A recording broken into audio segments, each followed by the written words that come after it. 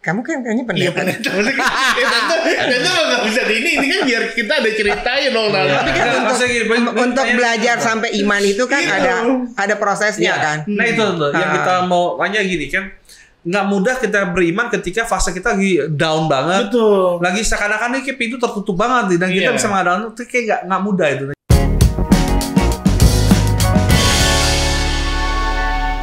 Tante Julia, Helena, Martonda, Hutap ya. Mariana belum. Oke. Helena, oke, shalom Tante. Shalom. Shalom. Selamat datang di Millennial Baper. Terima kasih untuk milenial. Baper. Milenial ya? Milenial Baper. Potong nih. Boleh nggak di break? Nggak Nggak apa-apa. Lanjut aja. Pokoknya lanjut aja. Thank you udah datang Thank di you. sini Tante. Terima kasih sudah buka Di rumahnya ya. Millennial, udah kasih rumahnya buat podcast. Sama-sama. Bahkan dikasih makanan lagi. Iya. Enak kayak gini ya. Iya. Tante, kan Tante ini adalah seorang gembala. Iya. Ya, yang dimana kita sangat jarang menemukan, bukan yang nggak ada, jarang menemukan seorang wanita itu jadi gembala. Gembala. Nah itu gimana ceritanya Tante? Iya. Tante ini seorang wanita yang bisa jadi, apakah sudah cita-citanya jadi seorang gembala? Gembala. Atau bagaimana? Wow. Gak pengembang. Jadi kagok ya. Oh, kita ngobrol aja. Nggak apa-apa, Ya. santai aja. Nanti nggak boleh di. Nggak apa-apa. Jalan Benar. aja tuh. Nanti Nggak tadi cut kan. Iya, Iya, nanti dia yang editing. Oke. Ada apa tadi pertanyaannya jadi lupa. Iya. Nah, kan kita banyak menemukan, bukan banyak, jarang sekali seorang wanita itu jadi gembala. Iya. Sebisa mungkin tuh cowok yang jadi gembala. Cowok kan? jadi Gitu. gembala. Iya. Nah, Tapi ada ya. Tapi ada. Nah, Sedikit lah. ini gimana Tante kok bisa jadi seorang gembala? Iya. Apakah emang dari kecil Awal. udah cita-cita atau mungkin dalam tanda kutip ya gue dijeburin nih Dijeburin. gitu atau gimana? Kayaknya sih mirip yang dijeburin. Nah, itu gimana Mas? Itu ceritanya gimana Tante? Jadi ceritanya kan tante nih dulu kan menikah dengan pendeta Sabam apa ya gitu. Oh, Jadi suaminya tante itu pendeta 28 tahun yang lalu. Tepatnya nih sebentar nih kita ulang tahun GKR Berkat yang ke-29 ya. Oh, Jadi 4 September gitu. Jadi 4 September 1994 Pak Sabam, pendeta Sabam tuh suaminya tante itu dia pengen merintis gereja di Jakarta Selatan karena kita dulu gerejanya di GPI Kana yang di Gondang Dia Lama karena memang dulu rumah kita di Agus Salim ya, kemudian kita pindah. Jadi pas Abam tuh Om ya untuk mau dia tuh punya gereja tuh di Jakarta Selatan. iya. Maka dia tuh bilang yuk kita merintis yuk. Saya yang bantu deh buka tapi bukan saya pendetanya. Waktu itu dia mengajak pendeta, ada satu pendeta yang suka bawa firman di gereja di kantor ya, di kantornya Pak Sabam ya. Dulu kita kan pengusaha, dua-duanya pengusaha di Jalan Wijaya. Jadi setiap Senin tuh mereka selalu ada ibadah pagi-pagi. Dan disitulah Om Sabam tuh bilang, kita bikin yuk gereja, kita merintis, kita cari waktu itu di Jakarta Selatan. Dan kemudian karena kita punya teman yang punya Wet Rabbit itu ada di Pondok Indah, terus kita bilang sama dia, boleh nggak tempat kamu saya pinjem gitu untuk ibadah setiap hari Minggu, itu jam 8. Habis itu sekolah minggunya bikinnya di mana ya, di atas Pizza Hut, di Pizza Hut gitu. Terus kemudian Oke, jadi berjalan deh gitu ya. Tapi nggak pengen jadi pendeta. Kita pengen aja bergereja di Jakarta Selatan gitu ya. Dan ada semua Tuhan bukakan. Tapi memang kerinduannya dari Om yang Sabam ya, menjadi pendeta Sabam itu. Jadi terjadilah gembalanya itu ada satu pendeta di situ yang menjadi gembala. Kemudian di tanggal 4 September 1994 itu maka terjadilah GKR Berkat. GKR Berkat. 1994. Jadi sekarang nih akan nanti ulang tahun kita 4 September yang ke-29 tahun. Wow. Kemudian ya udah kita berjalan, tetapi namanya gembala bukan, kan biasanya kalau yang merintis itu jadi gembala dia punya beban ya. Tetapi kalau bukan dia yang merintis pasti beda gitu ya. Beda beban. Jadi berkali-kali ganti ya, ada 3 kali sampai satu pendeta ada dari Afrika namanya pendeta Marius Huygens, dia bilang waktu itu kita lagi ibadah biasa, paling om sama tante tuh jadi majelis aja, bukan jadi, pokoknya nggak kepengenan jadi pendeta, nggak kepikiran jadi pendeta gitu ya. Pokoknya kita support untuk gereja ini, kita support gitu. Kita punya gedung waktu itu di Karangtengah ya. Ini kita baru pindah yang kemarin Lino ke sana itu kita baru pindah. Sebelumnya kita di Karangtengah gedung sendiri. Ya kemudian pendeta dari ininya tuh dari Afrika bilang, waktu itu Om Sabam tuh duduk paling belakang gitu. Tapi dia bisa bilang, kamu yang di depan itu, kamu yang di belakang itu, yang di belakang itu maju ke depan. Tahu nggak, Tuhan pakai kamu, Tuhan mau kamu untuk menjadi hamba Tuhan dan melayani Tuhan dan menjadi pendeta gitu. Dia ngomong langsung seperti itu. Sejak itu Om Sabam waktu itu bergumul, kita bilang, ya coba ya kita doa ya sama-sama sama tante gitu ya, kita doa. Itu dia ngambil keputusan 2012. Setelah berapa kali gembala tuh ganti-ganti terus ya. Jadi ada 3 kali gembala ganti-ganti di situ. 2012 akhirnya kita berdoa dengan Om Sabam. Terus akhirnya dia bilang, kamu gimana? Kita sama-sama aja ya, saya nggak mau sendiri. Akhirnya dia ngajak saya pendeta sama-sama. Akhirnya kita ditabiskan 2012 jadi pendeta berdua di bawah naungan sinode GKRI. Ya udah, kemudian di situ ditabiskan berdua, udah dihabiskan 2012, kemudian 2017 Om Sabamnya meninggal. Nah nggak kepikiran dong siapa yang menggantikan. Saya maunya gantiin si anak saya Gabriel, tapi dia pelayanan di tempat lain ya. Ya itu makanya rancangan Tuhan tuh kita nggak tahu ya. Tuhan membawa kita kepada tempat-tempat yang kita tidak pernah bayangkan. Yang saya nggak pernah bayangkan juga, karena saya dulu tuh anak satu-satunya, itu seperti yang Mima bilang kan, anak manja, anak yang selalu diperhatiin. Untuk menjadi gembala kan harus memperhatikan, belajar awalan ya. Tetapi waktu tante tuh berdoa sama Tuhan, saya nggak bisa, saya nggak mampu. Kalau saya harus jadi gembala, kasih tahu sama saya, kasih tahu firman apa untuk saya. Supaya saya berani ambil langkah. Setelah Om meninggal nih ya. Kemudian Tuhan kasih ayat, justru dalam kelemahanmu lah kuasaku semakin sempurna. Dia kasih itu satu. Kemudian dia kasih ayat lagi, sejak dari dalam kandungan ibumu aku sudah menetapkan kamu, saya sudah memilih kamu. Itu konfirmasi dari Tuhan kepada tante ya. Dan ketiga, Yesaya 61 ya dikatakan, kamu akan menjadi untuk melepaskan orang yang sengsara seperti itu. Jadi itu 3 ayat yang memberikan kekuatan buat tante sehingga oke Tuhan. Karena tadi tante udah nggak mau. Udah deh kita bikin sistem penggembalaan. Jadi kita rame-rame. Jadi kalau bertanggung jawab kan nggak sendiri kan. Sistem penggembalaan. Perlakuannya banyak gitu. Ya gitu bikinnya ada beberapa. Tante udah pilih 3 orang nanti. Tetapi Tuhan berkata enggak. Saya akan bersama dengan kamu. Saya akan menyertai kamu. Dan saya akan mengurapi kamu. Dan ya Tuhan memampukan. Sampai sekarang ambil langkah seperti itu ya sampai sekarang. Justru tante tuh nggak bisa lah gitu, nggak bisa. Tapi Tuhan bilang kalau kamu bisa berarti kamu mengandalkan kekuatan kamu. Tapi justru kamu menyerahkan nggak sanggup, nggak bisa. Justru dalam kelemahanmu lah kuasaku sempurna. Gitu. Jadi itu yang memberikan tante tuh oke, jalan ya Tuhan ya. Oke, kita bersama-sama ya Tuhan ya. Dan Tuhan membuktikan dia memelihara saya sejak Om meninggal tuh udah hampir 7 tahun. Januari nanti 7 tahun. Dia nggak pernah tinggalin. Dan ayat yang dia katakan di Mazmur 68, dia pelindung bagi janda dan anak yatim. Itu terjadi, benar-benar dia melindungi. Dan jemaat tante tuh bukan, ya maksudnya orang sederhana ya semua ya.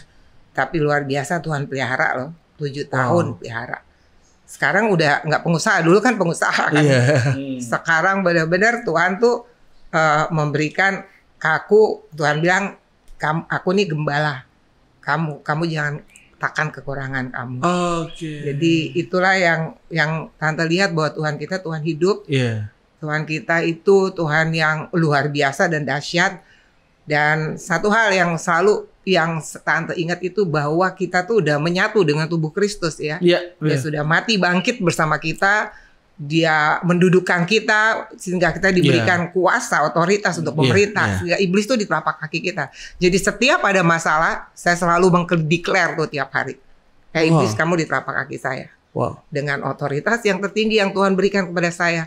Segala apapun yang saya alami, saya bilang, saya perintahkan keluar. Saya ikat, saya batalkan keluar. Dan emang betul terjadi. Iya. Apapun yang terjadi ini ada banyak hal terjadi. Karena kita kan dulu di tempat gedung kita tuh ada untuk lantai 4. Cuman selama berjalan 7 tahun kita bayar PBB-nya tuh udah nggak bisa. Maksudnya tante nggak bisa lagi.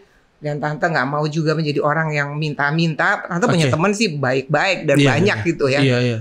Tapi nggak mau. Karena nanti dia lihat kok lo punya Tuhan, masa lo minta-minta gitu. Minjem-minjem juga nggak mau gitu. Jadi Tuhan bilang, Tuhan buktiin dong bahwa mereka tahu bahwa saya punya Tuhan yang kaya. Gitu. Wow. Jadi sekalipun nih ada orang yang masih mau ngajak gitu, nggak boleh ya ini ya. Tapi tetap percaya bahwa Tuhan sanggup untuk menyediakan semua kebutuhan, keperluan kita. Live by faith aja berarti. Betul. Sampai sekarang ya. Sampai sekarang. Wow. Jadi benar-benar itu kayak tante menjalankan gereja ini kayak yang tante bilang tadi, ini setuju banget gitu. Tante nggak dengan minta-minta banyak. Maksudnya kayak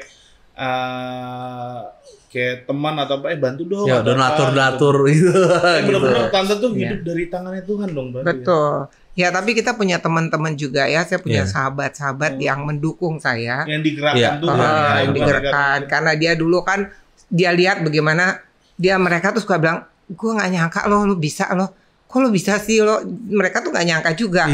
Kok lo bisa sih anak satu-satunya, maksudnya anak manja, anak yang dulu maksudnya apa aja bisa ada. Kok lo bisa? Mereka terkagum. Jadi mereka support saya gitu. Mereka nggak tega kalau misalnya kalau ada apa-apa, kamu ada yang perlu dibantu nggak? Mereka selalu nanya kayak gitu. Dan jadi digerakin ya sama Tuhan. Betul, dia digerakin dan ya puji Tuhan sampai hari ini ya Tuhan Yesus selalu menuntun dan memberikannya. Sebenarnya sih memang hidup kita dipimpin Roh Kudus aja ya. Kita punya penolong Roh Kudus, ya itu aja setiap hari ngobrol aja sama dia. Setiap bangun pagi, selamat pagi Roh Kudus, apa yang harus saya lakukan hari ini. Dan ya juga saya juga harus nambah ya, setiap hari itu kita harus memperlengkapi diri kita juga menjadi gembala ya. Supaya saya juga mengimpartasikan kepada jemaat juga menjadi contoh ya, saya dan anak-anak bisa menjadi contoh gitu. Betul. Karena sekarang kan mereka ngelihat tuh ya, dia melihat saya tuh mesti lihat contohnya dong, nggak ngomong doang gitu. Nah, gitu aja. Oke, ini sebelum jauh ini kali ya, sebelum jauh ngomongin tentang pengembangan tante lagi nih, kita mau tarik dulu nih tante nih. Kita kan dengar tadi kalau tante tuh spill dikit, dulu anak satu-satunya, anak tunggal, dan anak dimanja gitu. Memang kehidupan itu dulu seperti apa sih gitu, sampai ngami fase sampai seperti ini gitu. Mau ceritain masa kecil, seperti apa, gimana gitu. Ya, masa kecil dan saya tuh bahagia nih, banget gitu, masa kecil. Karena saya anak satu-satunya. Nah ini juga ya, saya punya orang tua. Ayah saya kan polisi ya. Dan dia polisi, kita tinggal dulu Jalan Madiun di Menteng ya. Jadi rumah kita tuh gede banget gitu. Nah saya melihat ayah saya tuh membawa adik-adiknya. Adiknya tuh dari Sumatera, dia bawa ke Jakarta untuk disekolahin. Jadi saya nggak merasa sendiri. Karena di dalam rumah itu selalu ayah saya tuh ngajak adiknya tinggal gitu. Adiknya 3 orang, terus adiknya tuh diajarin sampai dibawa untuk kerja gitu. Sampai dituntun jadi mereka bekerja. Papi saya tuh yang tuntun gitu. Jadi maksudnya waktu saya kecil gitu ada orang di sekitar saya tuh yang nemenin saya, jadi nggak merasa sendiri ya. Ya pokoknya kalau saya tuh minta apa aja emang harus dikasih. Kalau saya nggak dikasih saya bisa panas gitu, badannya jadi panas gitu. Jadi adek kamu mau minta apa? Ya itu tuh kan zaman pasar baru ya. Iya saya lihat di pasar baru tuh ada boneka ini, dia harus beli gitu sampai begitu ya. Sampai saya mahasiswa ya, tante tuh di Trisakti ya, Fakultas Hukum. Ya pokoknya setiap ulang tahun ganti mobil seperti itu ya. Tetapi akhirnya Tuhan membawa saya, memproses saya menjadi tuh depositonya nggak ada semuanya. Oh, pernah di fase itu tuh. Depositonya tuh deposito kerajaan surga aja bener. BCA, Bank Sentral Allah. Iya benar. Bank Sentral Allah ya. Oh gitu. Jadi Rara pernah ngalamin fase seperti itu juga ya? Pernah ngalamin begitu banget gitu karena waktu itu kan Om tuh jadi pengusaha. Iya. Ya, memang Tuhan udah bilang sama dia kamu tuh full time harus melayani Tuhan. Jadi dalam usaha itu dia bikin semua tuh kayaknya ada yang ditipu lah. Ada yang ada aja gitu yang ditipu terus udah gitu bosnya nggak dapet pokoknya banyak deh sampai kita tuh harus ngeluarin tabungan kita deposito kita sehingga Tuhan tuh bilang kamu tuh mengandalkan aku. Jadi situlah kita bisa melihat bahwa kita punya Tuhan yang hidup dan Tuhan nggak pernah ninggalin dan Tuhan tuh bisa menyediakan semua apa yang kita perlukan. Jadi cuman minta aja. Karena kita pegang kunci kerajaan surga, kita bilang Tuhan saya minta supaya rekening kerajaan surga sama kita.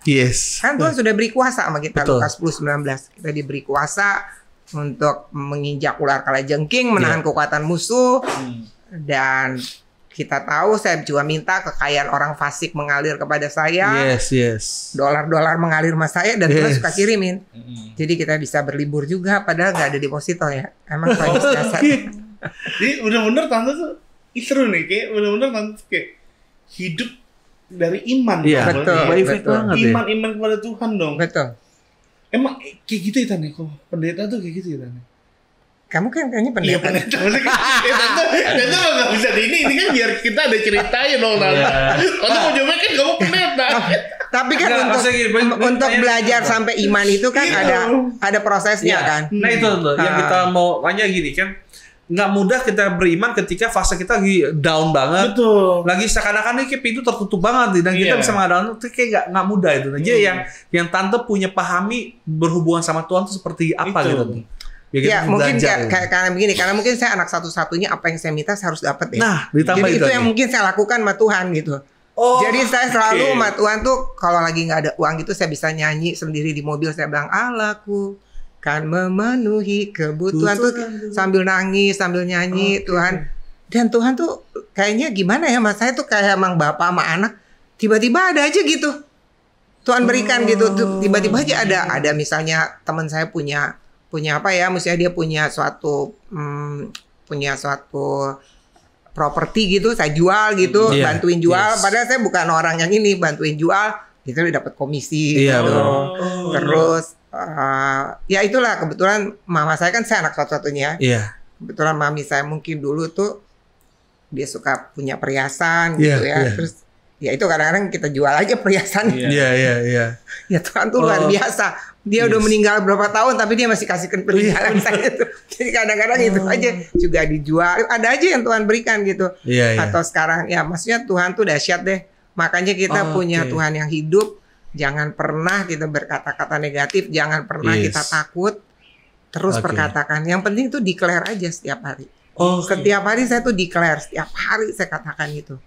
Iblis kamu di telapak kakiku. Semua berkat-berkat Tuhan yang kau curi, iblis yang kau tahan-tahan, kembalikan sekarang sama saya. Setiap hari kita karena kita tahu iblis posisinya udah di Efesus kan dia bilang kan. Kalau kita bicara Efesus 1, 2, 3 kita diberi kuasa, Tuhan memberi kita melampaui dengan apa yang kita minta, kita pikirkan ya. Jadi emang sebenarnya ya kita emang harus baca firman. Firman itu kebenaran ya. Bagaimana kebenaran itu memerdekakan. Bagaimana kamu bisa meminta janji Tuhan sementara kamu gak bisa pernah baca firman gitu. Iya sih. Berarti bisa dibilang tentu kayak gak pernah ragu sama kuasa Tuhan ya. Kadang-kadang pernah ya. Kita kan manusia kan pernah lah. Tapi waktu kita ragu itu, makanya itu saya perkatakan firman. Karena firman itu ya gitu. Memang pasti ada lah manusia kan. Iblis itu suka intimidasi. Iya benar. Apalagi keadaannya mungkin lagi down banget gitu ya. Iya, kalau diintimidasi seperti itu, ya kita pakai dong kuasa Tuhan dengan otoritas tertinggi yang dari Tuhan. Saya perintahkan roh intimidasi keluar dari saya. Roh ketakutan keluar. Saya cuma tinggal usir-usir aja. Ya kan iblis kan setiap hari kan siang dan malam dia sudah mau melemparkan semuanya. Setiap hari saya ngomong semua panah-panah api si jahat yang ditujukan kepada saya, anak saya Randy Gabisisi, Mima Ira Renat, Doliver Gavin, semua saya katakan saya hancurkan, saya batalkan dalam nama Yesus. Dan saya minta tembok perlindungan setinggi sebesar seluas yang saya anak cucu saya butuhkan. Yes. Walaupun kita berdoa begitu, pasti ada serangan. Iya. Kita declare lagi. Setiap hari kita peperangan. Ya benar. Berjaga-jagalah dan waspadalah karena iblis itu seperti singa yang berjalan. Ya, dia nggak lari. Kalau lari kelewatan kan mau hancurin kita. Dia berjalan untuk mengapa? Untuk memakan mangsanya. Ya itulah yang membuat saya kuat ya. Roh Kudus yang memberikan kekuatan karena tiap hari itu kita ngomong sama Roh Kudus. Setiap hari gitu udah berbicara pada dia, siapa yang saya mau ceritakan tentang Yesus. Siapa yang mau saya beritakan kabar baik ini, Tuhan Yesus. Roh Kudus gitu. Karena yang membuat tante bergairah itu adalah waktu kita memberitakan Injil. Betul. Itu adalah energi tante, itu booster sama tante. Gitu. Jadi ya Mima tuh dari kecil tuh dia tahu. Kalau kita ke Bali, kalau kita keluar kemana gitu, di taksinya tante udah ngomong, do you know Jesus? Atau kamu pernah dengar nama Yesus nggak? Pokoknya ceritain tentang itu. Nanti kalau diterima Yesus, aduh terima kasih ya Tuhan, 1 jiwa udah dimenangkan. Apalagi kalau di Bali, paling demen di Bali. Kalau tukang-tukang jual itu udah datang gitu kan, nawarin jualannya, saya bilang oke, saya beli semua, tapi kamu dengerin saya ngomong. Saya dengerin. Jadi dia dengerin, tahu nggak namanya Tuhan Yesus? Tuhan Yesus tuh dari surga turun ke bumi. Udah ceritain semua gitu, kamu mau gak terima Yesus? Ya mungkin dia fake atau mungkin dia itu, tapi dia mau, ada yang mau ikutin doa terima Yesus gitu. Satu waktu pernah nih udah ngomong terima Yesus gitu kan, saya lagi di pantai kan, jadi saya nggak bawa uang kan, jadi saya janji kan ya saya beli deh semuanya, tapi tunggu ya saya balik lagi dulu ke kamar saya, nanti saya mau bayar gitu kan. Udah gitu saya kelupaan bayar. Datang Om Sabam baru keluar dari pantai, dia bilang, kamu beli itu ya tadi, beli apa namanya perhiasan yang gitu kan. Iya, tadi ditanyain tuh Ibu Yesus mana belum bayar. Ibu Yesus Maria dong tante, bukan tante Juli. Emang Maria, nama saya kan Maria. Oh iya benar. Ibu Yesus mana belum bayar katanya. Tapi Tuhan Yesus dahsyat nggak? Dia nggak mau saya dipermalukan sama dia. Untung Om Sabamnya itu pergi ke pantai, jadi dia balik lagi. Kamu belum bayar ya itu semua tuh apa kalung-kalung gitu, pernak-pernik gitu. Nah lucu aja semua, banyak kejadian seperti itu. Atau nggak di Bali, kamu kenal nama Yesus nggak? Rumahnya di mana dia gitu? Alamatnya di mana? Tapi ada banyak jiwa dimenangkan. Ini tuh baru enggak loh, Tante Juli itu ternyata sampai segitunya lo benar-benar hidup dari iman. Benar-benar kan nggak kelihatan kayak selalu sukacita. Berarti ada masalah tetap bersandar pada Tuhan dan segala rupanya gitu loh. Nah, Tante, ini mau tanya nih. Kan jemaat tuh beragam ya. Apanya tuh namanya, perilakunya, psikologinya dan segala rupanya. Nah, Tante tuh ngadepin mereka tuh gimana kalau ada yang mungkin yang nggak enak atau apa gitu? Ya, puji Tuhan ya, kalau ada yang nggak enak itu, misalnya mereka, saya mengucap syukur ya sama Tuhan ya, mereka semuanya itu beraninya ngomong di belakang sih ya. Omongan. Karena dia tahu nih pendetanya agak preman gitu. Agak galak gitu. Jadi setiap mereka begitu, kita biasa kan pendeta ngomongnya tuh di firman dong. Kita lemparkan di firman. Kan rock and roll gitu. Kita ngomong di firman, kita jelasin sehingga mereka dibukakan. Dan dibawa doa dalam nama Yesus, segala roh pemecah belah itu kan sebenarnya roh spirit kan itu. Betul. Jadi ya semuanya itu saya bawa doa. Roh pemecah belah, roh pikiran negatif dari si ini saya batal hancurkan dalam nama Yesus. Dan Tuhan tuh memang dahsyat. Semua Tuhan tolong gitu. Tiba-tiba Tuhan merubah, maka itu benar. Orang mereka yang jahat Tuhan mendatangkan kebaikan. Itu benar terjadi banyak sekali di dalam kehidupan tante gitu ya. Jadi memang Tuhan tuh memberikan privilege kepada kita hamba Tuhan bahwa kamu jangan mengusik orang yang kurapi gitu, biar Tuhan yang sama saya yang berhadapan gitu kan. Betul. Makanya saya takut gitu sama Tuhan gitu. Tuhan tolong saya setiap kali itu Roh Kudus saya perlu Engkau, Roh Kudus bantu saya, tolong saya Saya mau hidup saya dipimpin Roh Kudus, tanpa Engkau saya udah nggak tahu, kayak ikan pepes. Ya Mima suka ketawa, kayak rata sama di jalan, saya nggak ada apa-apanya gitu ngomong sama dia gitu ya, sama Tuhan ya. Jadi tolong ingetin saya, kuasai saya, kendalikan saya Roh Kudus, jangan saya sampai menyimpang ke kiri ke kanan. Gitu. Jadi memang dengan pertolongan Roh Kudus itu, maka setiap ada jemaat yang nggak baik gitu, yang ngomongin di belakang gitu. Ya saya biasanya ngomongnya di firman, di mimbar dan menjelaskan. Dan ya sampai saat ini puji Tuhan itu pertolongan Roh Kudus. Itu bukan kekuatan saya, itu pertolongan Roh Kudus. Ya tadi orang merekan jahat, Tuhan mendatangkan kebaikan. Betul. Banyak hal orang tuh mau melakukan itu kepada saya, tetapi Tuhan mendatangkan kebaikan. Dan mereka melihat terheran-heran gitu, bagaimana Tuhan membela saya gitu. Maka itu dia Mazmur 68 bilang kan, dia pelindung bagi janda-janda dan anak yatim. Gitu. Wow. Jadi saya udah janda, saya anak yatim juga kan. Jadi komplit gitu. Perlindungannya double deh. Firmannya nyata ya. Betul. Tapi semenjak Tante menjadi gembala tunggal ya, semenjak kepergian dari almarhum gitu, apa yang paling effort banget, yang paling sampai capek banget gitu, ada nggak sih tuh pengalaman gitu jadi seorang gembala, mungkin tengah malam harus keluar ke rumah jemaat gitu, atau jemaat itu di tomat mulu, tobat kuma bagaimana? Ya itulah yang kadang-kadang ngeselin tuh yang tomat itu ya, tomat ya. Tapi kembali itu saya mengucap syukur ya, punya anak-anak itu 5 ya. Mereka tuh mendukung saya dan menguatkan saya. Jadi ya jemaat sih memang ada jemaat beberapa tipikal ya. Ada jemaat yang tipikalnya, Bu Gembala saya perlu minyak, saya perlu beras, saya perlu ini gitu. Tapi anak saya selalu tuh bilangin, Mama bukan Indomaret ya. Mama tuh melihara jiwa, bukan memelihara. Gitu. Tapi kita sebagai gembala juga kita nggak tega dong kalau misalnya ada orang yang membutuhkan itu. Terus ya saya tetap memberi, saya tetap memberi juga gitu. Dan nanti dia kebiasaan, ya pokoknya kita memberi aja, daripada hati kita kan ngeganjal kalau dikasih tuh nggak enak gitu. Nah itu aja, jadi paling saya itu yang menguatkan tuh karena punya anak-anak yang mendukung, yang menguatkan, yang menolong saya dalam pelayanan. Jadi ya itulah yang memberikan kekuatan. Jadi kalau ada misalnya jemaat yang aneh-aneh atau gimana, saya paling ngadu sama anak-anak. Ini gimana nih nanganin dia nih? Oh Ma gini, mereka kasih tahu. Jadi karena saya tidak membebani sendiri, beban sendiri. Ada anak-anak mendukung, ada membagikan itu semua. Maka ya sampai sekarang ya kita menghadapinya itu dengan hikmat dari Tuhan. Minta wahyu hikmat, kita perlu dibanjiri dengan wahyu hikmat Tuhan ya. Setiap ada masalah dengan mereka tuh ya Tuhan bisa merubah keadaan gitu. Tuhan bisa merubah keadaan.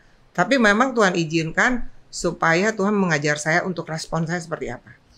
Apakah saya meresponnya itu dengan marah atau meresponnya gimana? Nah itu dia perlu hikmat lagi kan. Dan setiap case ada waktu hikmatnya Tuhan yang berikan. Jadi setiap case itu beda-beda gitu. Jadi Tuhan juga ngasih inspirasi atau kasih hikmatnya juga beda gitu. Dan makanya orang bisa melihat, karena saya tahu bukan saya. Kok lo bisa sih Yul gitu. Sampai saya bilang aduh Tuhan, makanya saya suka nangis sama Tuhan tuh karena terima kasih ya Tuhan. Saya tahu saya nggak bisa. Saya tahu saya nggak mampu. Saya tahu nih saya orangnya seperti apa. Saya orangnya yang dulu saya orangnya sombong, keras, ya suka ngomong seenak aja sama orang, nyakitin orang seenaknya aja. Itu dulu saya seperti itu. Tapi saya belajar sekarang aja masih belajar. Kalau bercanda suka kelewatan. Jadi ini baru belajar kemarin tuh. Saya ngomong apa kan? Baru saya dapat WhatsApp dari teman. Kok kamu kemarin bercanda gitu Mas? Aduh Tuhan, saya kelewatan lagi bercanda. Tapi besi menajamkan besi ya manusia. Nah setiap hari saya diproses. Aduh Tuhan, kenapa saya kelewatan lagi? Kadang-kadang itu yang mesti diajar nih. Sampai ya harus belajar terus. Ya belajar itu melalui anak-anak ngingetin. Iya gitu. betul. Misalnya kayak kemarin saya ke Pondok Indah Mall bawa mobil sendiri sama Yemima gitu. Terus pas dapat tempat parkir, Terus saya lagi mau mundur, jadi saya mau mundurin itu ke tempat parkir. Ini mah udah berdiri di tempat parkir itu, berarti udah ngetap kan? Iya, ada yang masuk. Udah ngetap nih, tiba-tiba ada mobil mau masuk gitu. Dia bilang itu nggak bisa, mamamu udah pergi. Terus ya Mima udah berdiri situ, nggak bisa saya mau masuk situ. Terus akhirnya ya Mima masuk ke dalam. Loh, kok kamu masuk sini sih? Kan kita udah mau ke situ parkir. Udah dia marah-marah mah, udah deh ambil cari yang lain. Terus dia bilang, oke deh kita muter ya, kita kempesin aja itu mobil. Itu kan belajar kan, diproses lagi. Datangnya Mima ingetin, mama kan gembala, mama kan pendeta, mama kok gitu sih? Enggak, saya cuma bercanda. Cuman kadang-kadang kita kan dongkol ya. Masa udah laki-laki pula lagi orang yang ngambil itu tempat parkir kita.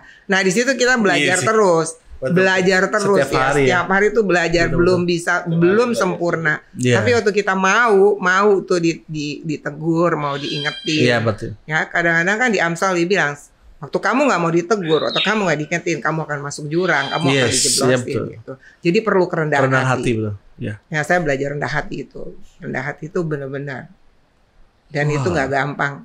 Dari seorang di hidup saya yang dulu ke sekarang itu benar-benar dibentuk, diproses banget, dan itu emang nggak mudah. Tapi waktu saya mau, Roh Kudus menampukannya. Roh Kudus itu menolongnya. Roh Kudus menampukannya. Betul-betul. Tante, nih Ina tadi tertarik sama Tante kan suka ngomongin tentang Tuhan Yesus nih. Kalau ke Bali, kalau kemana gitu, bahkan tadi penginjilan ya. Apa namanya? Tukang dagang. Nah itu kenapa Tante kok bisa suka memberitakan itu? Kenapa alasannya? Iya, bahkan dibilang energi malah keluar dari pasti. Iya, ya itu dia ya. Makanya seperti Filipus ya, yang tiba-tiba sida ya. Itu tuh Tante tuh nggak ngerti kenapa tuh punya hati tuh yang meledak-ledak untuk yang membara untuk menceritakan tentang Yesus. Karena saya nginget aja amanat agung Tuhan, pergilah. Beritakan Injil ke seluruh bangsa, jadikan semua bangsa. Itu adalah pesan Tuhan yang terakhir. Dan saya mau lakukan amanat agung itu aja gitu. Nah sebagai hamba Tuhan juga sebagai pendeta saya juga harus melakukan itu kan. Jadi waktu saya melakukan itu ada suatu kesenang atau sukacita yang nggak bisa dibeli. Ya nggak melebihi dari beli kita punya mobil Porsche atau Ferrari. Pokoknya ada sukacita. Itu timbul aja nggak tahu kenapa gitu. Kok saya bisa begitu? Bahkan jauh sebelum jadi seorang ibu gembala ya? Iya, saya suka begitu ngomongin. Jadi teman Trisakti saya, teman SMA saya tuh saya suka ceritain tentang Yesus gitu. Ada yang marah nggak Tante? Nggak ada ya, puji Tuhan ya. Ada sih yang marah waktu itu saya di Singapura. Saya ceritain ke supir taksi tentang Jesus kan. Terus sampai di bandaranya dia bilang, Jesus, I don't need Jesus, I need money for feeding my baby katanya. Berbak dia. Baknya yang kemarin dia habis ambil kopernya, keluarin koper dia banting gitu. Oke, God bless you.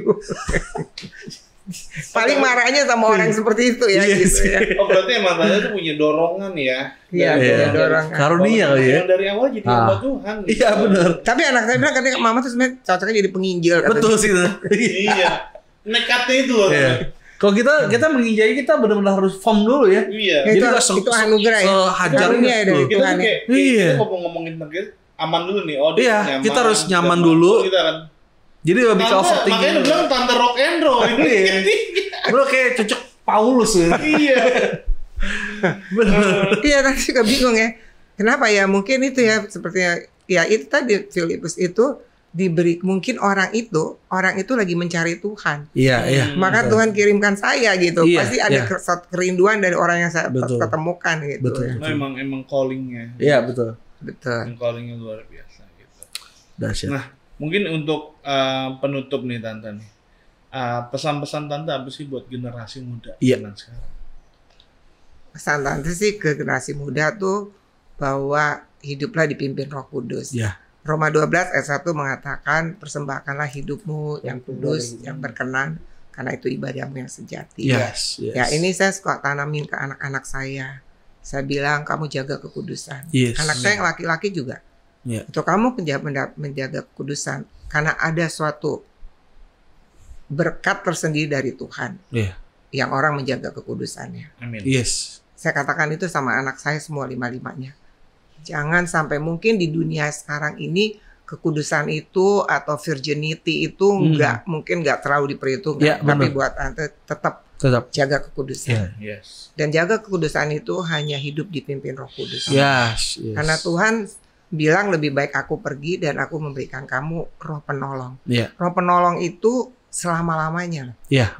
Dia bukan untuk 1 bulan 2 bulan, yang menyertai kamu selama-lamanya. Dan dia memberikan roh penghibur. Jadi apapun yang kita hadapi di dunia ini pasti ada sedih.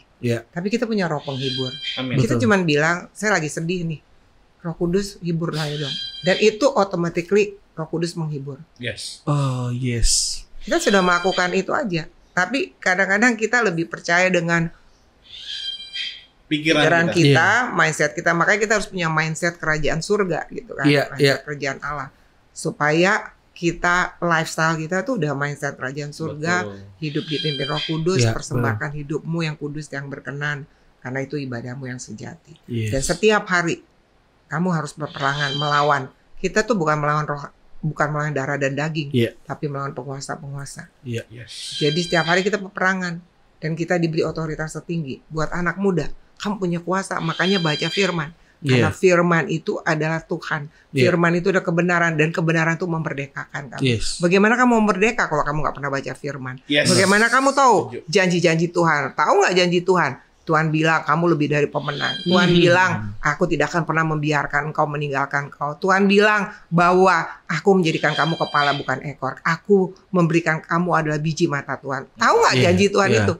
Kalau kita tahu janji Tuhan itu, maka kita hidupnya confidence. Kita hidup punya percaya bukan karena kita, tapi karena Tuhan ada di dalam kita. Itu aja.